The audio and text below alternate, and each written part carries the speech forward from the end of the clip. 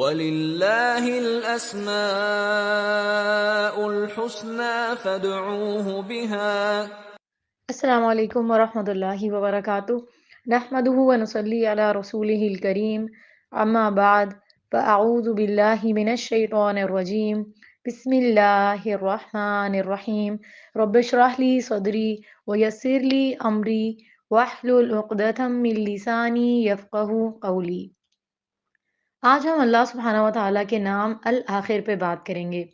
الآخر کا معنی ہے باقی رہنے والا، یعنی جب ساری مخلوق فنا ہو جائے گی تو وہ باقی رہے گا۔ بقا صرف اس کی ذات کو ہے اور ہر چیز کی انتہا صرف اسی کو ہے۔ سورہ الحدید آیت 3 میں آتا ہے هو الاول والآخر والظاہر والباطن وهو بكل شیء علیم۔ وہی اول اور آخر اور ظاہر اور باطن ہے اور وہ سب کچھ جانتا ہے۔ حقیقت یہ ہے کہ اللہ کی ذات ہمیشہ کے لیے باقی رہنے والی ہے۔ سورہ رحمان کی آیت 26 اور 27 میں آتا ہے کل من علیہا فان ویبقى وجہ ربک ذو الجلال والاکرام۔ ہر ایک جو اس زمین پر ہے فنا ہونے والا ہے اور تیرے رب کا چہرہ باقی رہے گا جو بڑی شان اور عزت والا ہے۔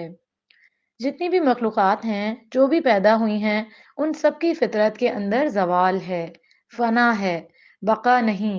بقا صرف اللہ کی ذات کو ہے اور یہی معنی الآخر کے ہیں جو اللہ سبحانہ و تعالیٰ کا نام ہے۔ اللہ سبحانہ و تعالیٰ اپنی ذات صفات کے ساتھ ہمیشہ کے لیے باقی ہے۔ جنت جہنم یا کوئی بھی چیز جو باقی رہنے والی ہے اس کو اللہ سبحانہ و تعالیٰ باقی رکھے گا۔ جب سب لوگوں کا فیصلہ ہو جائے گا، جنت والے جنت میں چلے جائیں گے، جہنم والے جہنم میں چلے جائیں گے، تو موت کو ایک مینڈے کی شکل میں لا کر ذبح کر دیا جائے گا اور اس کے بعد موت نہیں آئے گی کسی چیز پر۔ جو باقی ہیں وہ ہمیشہ کے لیے باقی رہیں گے جب تک اللہ ان کو باقی رکھنا چاہے گا۔ جنت والے جنت میں ہمیشہ رہیں گے کیونکہ اللہ ان کو ہمیشہ رکھے گا اور ان کو نئی نئی نعمتیں عطا ہوتی رہیں گی، اور اسی طرح جہنم والے جہنم میں ہمیشہ رہیں گے جب اللہ سبحانہ و تعالیٰ جب تک ان کو رکھے گا، اور جو بھی نئی نئی سزا ہے ان کے لیے تجویز ہوں گی۔ حقیقت یہ ہے کہ اللہ ہی اول اور آخر ہے اور باقی تمام چیزیں اپنی بقا کے لیے اللہ سبحانہ و تعالیٰ کی محتاج ہیں۔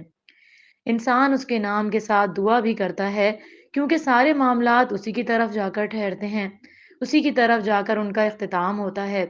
ہر چیز اسی کے سپرد ہوتی ہے، ہر چیز اسی کے حوالے ہوتی ہے۔ ہماری تقدیر بھی اسی کے ہاتھ میں ہے، اس لیے ہمیں اس کو پکارتے رہنا چاہیے۔ نبی کریم صلی اللہ علیہ وسلم صبح اور شام کی دعاؤں میں خاص طور پر یہ دعا فرماتے تھے۔ صبح یہ دعا پڑھتے اللہم بک اصبحنا وبک امسینا وبک نحیا وبک نموت والیک المصیر۔ اے اللہ، ہم نے تیرے نام کے ساتھ صبح کی اور تیرے نام سے شام کی، اور تیرے نام سے ہم زندہ ہیں اور تیرے نام پر ہم مرتے ہیں، اور تیری ہی طرف لوٹنا ہے، تیری ہی طرف پلٹنا ہے۔ اسی طرح شام ہوتی تو آپ صلی اللہ علیہ وسلم فرماتے اللہم بک امسینا وبک اصبحنا وبک نحیا وبک نموت والیک النشور۔ پھر اسی طرح یہ ہے کہ ہماری ساری امیدیں، ہماری ساری توقعات اسی کے ساتھ وابستہ ہو جانی چاہیے، اور اس بات کا پورا یقین ہونا چاہیے کہ وہ ہے جو سب کچھ کرنے والا ہے۔ عام طور پر ہم انسانوں کی کمزوری ہوتی ہے کہ جب ہم پریشان ہوتے ہیں تو انسانوں کے سہارے ڈھونڈتے ہیں، مادی سہارے، وقتی سہارے ڈھونڈتے ہیں۔ ایسے میں انسان کو کبھی بھی مایوس نہیں ہونا چاہیے اور اس کو اللہ سبحانہ و تعالیٰ ہی کی طرف رجوع کرنا چاہیے کیونکہ وہ الآخر ہے، ہماری آخری منزل وہی ہے۔ پوری دنیا کے لوگ مل کر بھی اگر ہمیں کوئی فائدہ پہنچانا چاہیں تو نہیں پہنچا سکتے، اور سب مل کر بھی اگر ہمیں کوئی نقصان دینا چاہیں تو نہیں دے سکتے، کیونکہ آخری فیصلہ اس کا ہے۔ انسانوں کے دل کا مالک وہی ہے، ہماری نیتوں ارادوں کا مالک وہی ہے۔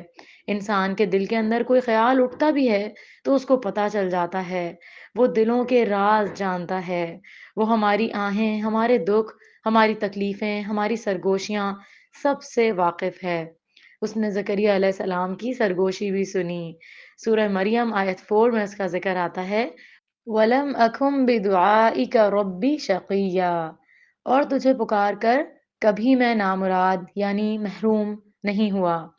پھر اسی طرح یہ ہے کہ نبی کریم صلی اللہ علیہ وسلم بھی اسی طرح گڑ گڑا کر اللہ سبحانہ و تعالیٰ سے دعائیں کرتے تھے۔ نبی کریم صلی اللہ علیہ وسلم نے جنگ بدر کے موقع پر قبلہ رخ ہو کر دعا کے لیے اپنے ہاتھوں کو اٹھایا اور اپنے رب سے گڑ گڑا کر دعا مانگنا شروع کی، اے اللہ میرے لیے اپنے کیے ہوئے وعدے کو پورا کر دے، اے اللہ اپنے وعدے کے مطابق عطا فرما، اے اللہ اگر اہل اسلام کی یہ جماعت ہلاک ہو گئی تو زمین پر پھر تیری عبادت کبھی نہ کی جائے گی۔ آپ صلی اللہ علیہ وسلم قبلے کی طرف منہ کر کے ہاتھ اٹھا کر برابر یہ دعا مانگتے رہے۔ اللہ نے اس وقت سورہ انفال کی یہ آیت نازل فرما دی۔ آیت نمبر 9 سورہ انفال میں فرمایا، اِذْ تَسْتَغِیثُونَ رَبَّکُمْ فَاسْتَجَابَ لَکُمْ انی ممدکم بِأَلْفٍ مِّنَ الْمَلَائِکَةِ مُرْدِفِینَ۔ جب تم اپنے رب سے فریاد کرتے تھے تو اس نے تمہاری فریاد قبول کی کہ میں 1000 لگاتار آنے والے فرشتوں کے ساتھ تمہاری مدد کرنے والا ہوں۔ اللہ نے آپ صلی اللہ علیہ وسلم کی فرشتوں کے ذریعے مدد فرمائی۔ اسی طرح یہ ہے کہ دعا تقدیر کو بھی بدل دیتی ہے۔ وہ جو چاہتا ہے رکھتا ہے، جو چاہتا ہے مٹا دیتا ہے، ہر مشکل کو وہی آسان کرتا ہے۔ ہم پر جتنا بھی فضل اور رحمت ہے اسی کی طرف سے ہے، اور وہی ساری مشکلات کو آسان کرنے والا ہے۔ ہماری آخری منزل وہی ہونی چاہیے، سب سے پہلے بھی اسی کا خیال آنا چاہیے اور سب سے آخر میں بھی اسی کا خیال آنا چاہیے۔ اسی لیے اپنی ساری عبادات، اپنے صدقہ خیرات، اپنی تمام زندگی اللہ کی رضا میں گزاریں، کیونکہ اسی کی طرف واپس جانا ہے۔ سورۃ البقرہ آیت 156 میں آتا ہے، اِنَّا لِلَّهِ وَإِنَّا إِلَيْهِ رَاجِعُونَ، ہم بھی اللہ کے لیے ہیں اور اسی کی طرف پلٹ کر جانے والے ہیں۔ پھر اسی طرح یہ ہے کہ انسان اللہ سبحانہ و تعالیٰ سے ملاقات کے بارے میں مکمل علم حاصل کرے۔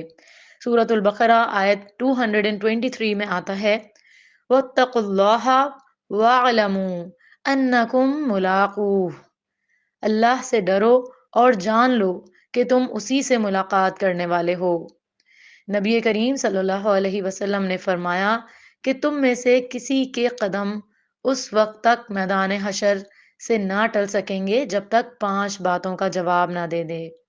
عمر کہاں گزاری، جوانی کہاں لگائی، علم پر عمل کتنا کیا، مال کہاں سے آیا کہاں خرچ کیا، جسم کو کس کام میں گھلایا۔ اس لیے اس دن کی ساری تفصیلات ہمیں معلوم ہونی چاہیے کہ حشر کا دن کیسا ہوگا، دوبارہ کیسے اٹھیں گے، اعمال نامے کیسے تقسیم ہوں گے، اعمال نامے تولے کیسے جائیں گے، حوض کوثر کہاں ہے، پل صراط کہاں ہوگا، وہ کیسا ہوگا، اس سے پار ہونے کے بعد کیا پیش آئے گا، جنت میں داخلہ کیسے ہوگا، اللہ سبحانہ و تعالیٰ سے جنت میں ملاقات کیسے ہوگی، وہ کون سے کام ہیں جو کرنے چاہیے ہم اس کے دیدار کے قابل ہو سکیں۔ تو ان چیزوں کا علم حاصل کرنا نہایت ضروری ہے۔ اور پھر یہ ہے کہ صرف علم حاصل نہ کر لیں بلکہ انسان اپنی زندگی اس کے مطابق گزارے اور اس کے لیے کوشش بھی کرتا رہے۔ سورہ نجم آیت 39 میں آتا ہے، وَأَن لَيْسَ لِلْإِنسَانِ إِلَّا مَا سَعَىٰ، اور یہ کہ انسان کے لیے وہی ہوگا جس کی اس نے کوشش کی۔ یعنی قیامت کے دن انسان کا نامہ اعمال سامنے لا کر دیکھا پرکھا جائے گا، انسان کے ہاتھ پاؤں بھی بولیں گے، اور انسان کے سینے کے اندر جو نیتیں اور ارادے ہیں وہ بھی سامنے لا کر رکھ دیے جائیں گے۔ تو مومن ہمیشہ اللہ سے ملاقات کا نہ صرف انتظار کرتا ہے بلکہ اس کا یقین بھی رکھتا ہے، اس کا شوق بھی رکھتا ہے، اور پھر اس کی تیاری بھی کرتا ہے۔ پھر یہ کہ انسان اپنی آخرت کی تیاری اس طرح رکھے کہ معلوم نہیں کس وقت جانا پڑے، اپنے فرائض ادا کر کے رکھے، اپنے قرض چکا کے رکھے، لوگوں کے حقوق ادا کر کے رکھے۔ اسی طرح جب انسان اپنی آخرت کو چاہتا ہے تو وہ اپنی دنیا کو اس کے لیے قربان کر سکتا ہے۔ مثلاً صبح کے وقت فجر کی نماز کے لیے اپنا بستر چھوڑنا، اپنی نیند قربان کرنا، پھر اسی طرح کچھ اور کھانے پینے کی چیزیں اسے پسندیدہ ہو سکتی ہیں، لیکن اللہ سبحانہ و تعالیٰ کے ہاں وہ حرام ہو سکتی ہیں، ناپسندیدہ ہو سکتی ہیں، تو ان کو چھوڑنا۔ اسی طرح کچھ کام، کچھ پیشے، کچھ اور چیزیں جو اس کی ناراضگی کے ہیں، تو جو بندہ اللہ سبحانہ و تعالیٰ سے ملاقات چاہتا ہے اور اس کو راضی کرنا چاہتا ہے، تو وہ ان چیزوں کو چھوڑ دیتا ہے۔ سورہ النازعات آیت 40 اور 41 میں آتا ہے وَأَمَّا مَنْ خَافَ مَقَامَ رَبِّهِ وَنَهَى النَّفْسَ عَنِ الْهَوَىٰ فَإِنَّ الْجَنَّةَ هِيَ الْمَأْوَىٰ۔ جو اپنے رب کے سامنے جواب دہی کے لیے کھڑا ہونے سے ڈرتا رہا اور اپنے آپ کو خواہش نفس سے روکے رکھا، تو جنت ہی اس کا ٹھکانہ ہوگی۔ پھر اسی طرح دنیا میں رہتے ہوئے فکر اس کی آخرت کی ہوتی ہے، اور آخرت کی فکر سب سے بڑی فکر ہوتی ہے، اور اس فکر میں وہ اپنی زبان اللہ کے ذکر سے تر رکھتا ہے۔ جو اپنے رب سے محبت میں جیتا ہے، رب اس کو یہ خوبصورت پیغام دیتا ہے۔ موت کے وقت اس کو آواز آتی ہے۔ سورۃ الفجر آیا 27 سے 30 میں اس کے بارے میں آتا ہے یا ایتها النفس المطمئنہ ارجعی الی ربک راضیۃ مرضیہ فادخلی فی عبادی وادخلی جنتی۔ اے اطمینان والی جان، اپنے رب کی طرف اس حال میں واپس آ کہ تو اس سے راضی ہو اور وہ تجھ سے راضی ہو۔ بس تو میرے بندوں میں داخل ہو جا اور میری جنت میں داخل ہو جا۔ اللہ رب العزت جو ہمیشہ باقی رہنے والا ہے، ہمارے دلوں میں ہمیشہ باقی رہنے والی نعمتوں کی محبت ڈال دے اور ہمیں ان کو حاصل کرنے کی کوششوں میں مصروف کر دے۔ آمین یا رب العالمین۔ وآخر دعوانا ان الحمد للہ رب العالمین۔ سبحانک اللہم و بحمدک، نشہد ان لا الہ الا انت، نستغفرک و نتوب الیک۔ السلام علیکم ورحمۃ اللہ وبرکاتہ۔